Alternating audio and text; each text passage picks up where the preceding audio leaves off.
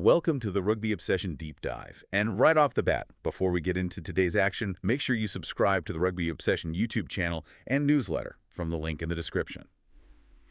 So, today we are jumping straight into the Springboks. Right, there's a ton to unpack. Yeah, exactly. Like, how does a team lose two of its most brutal physical enforcers right before a massive rivalry series and then, somehow find a way to become even more dangerous? It sounds totally counterintuitive. It really does. Yeah. But that is exactly what we're looking at today. We are breaking down Rassie Erasmus's latest squad updates, his very specific selection hints, and how they are turning this, not ideal double injury blow into a massive strategic opportunity. Right, specifically ahead of the rugby's greatest rivalry series against the All Blacks. It really is a masterclass in turning adversity into an advantage. Oh, for sure. Because when that immediate roster news came out, I mean, the initial reaction from fans was definitely panic. Understandably so.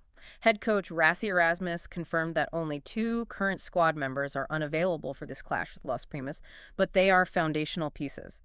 We are talking about star prop Ox Nche and double World Cup winning lock Franco Mostert. Which, I mean, if you're looking at a chessboard, right, it feels like losing your knight and your rook right before a major tournament, like a total crisis. Yeah, that is a great way to put it. But then you look at the board and you realize, wait, we actually have a massive surplus of bishops. So, because of Nche's injury, we know Stormers Lusedin Tutuko Michunu was recalled, right? Which bumps the initial 43-man squad up by 1 to 44. Right, exactly. But I have to ask you about the pack overall, because with Eben Etzebeth and Lou Diego returning fit, plus, all these utility forwards, Obam Nord, Peter Steph Dutoy, Vincent Chituka, Ben Jason Dixon, Cobus Wise, and El Ray Lowe. I mean, does this actually make the team more dangerous? I honestly think it does. And the interesting thing is, Erasmus specifically embraced this positive angle. He actually said there was absolutely no need to add further second-row cover for Mostert. Just because of that insane depth. Exactly. Because of that exact depth, the sheer volume of hybrid utility forwards gives them this incredible modular toolkit. Right. You don't need a one-to-one clone of Mostert when you have guys with the raw mass to lock a scrum, but, the aerobic capacity of a loose forward. Yeah. Completely changes the dynamic. And guys, we actually want to know what you think about this forward pack depth. So drop your thoughts and opinions in the comments. And while you're at it, make sure to subscribe to the Rugby Obsession YouTube channel and newsletter from the link in the description. Because, moving on, the personnel is really only half the story here. Right. The timing of these returns is creating this really unique high-stakes scenario for the Springboks. It really is. I mean, you've got this waves of elite talent coming back. Yeah. It's not just Etzebeth and Diego.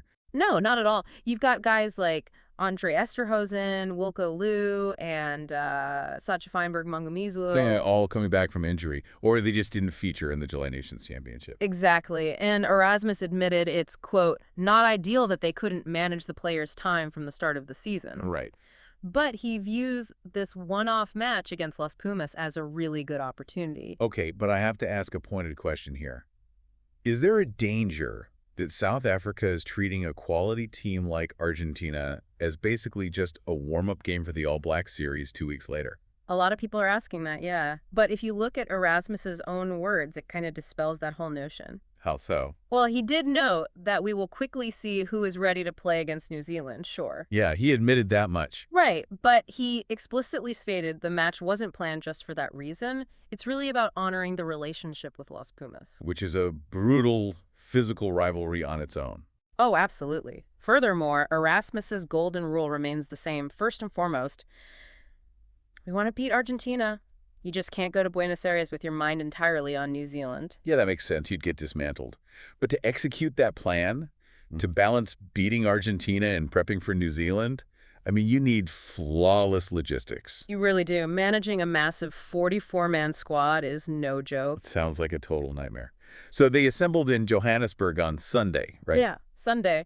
And then it was a super tight schedule. They went straight into 2 days of really intense training. Wait, why front load the heavy training before they even travel? Because of the travel toll. If you fly to South America and try to do heavy contact right after, injury rates spike. Oh, wow. Yeah, so they hit it hard Monday and Tuesday while they're fresh. Then they took Wednesday completely off. Smart. So Wednesday is just active recovery. Exactly.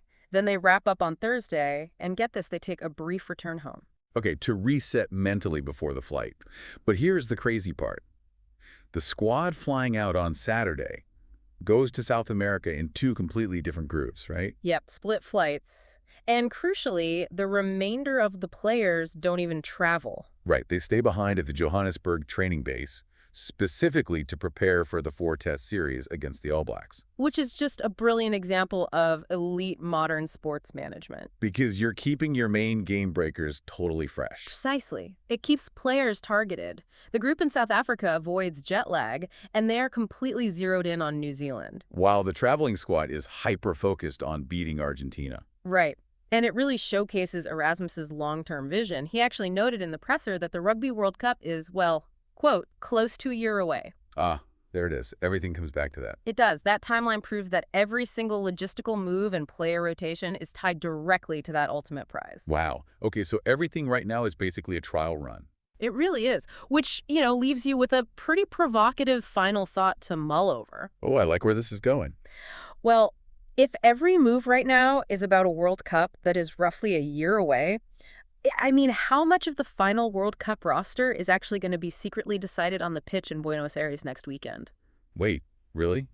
You think spots are on the line right now? Absolutely. You have these guys returning from injury, desperate to prove themselves in a highly hostile environment.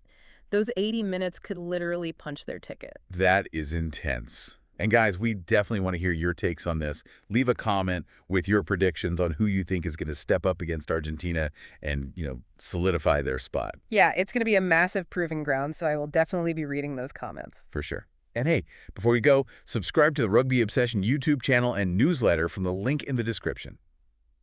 Thank you for listening to the Rugby Obsession Deep Dive, and we'll look forward to you listening to our next episode.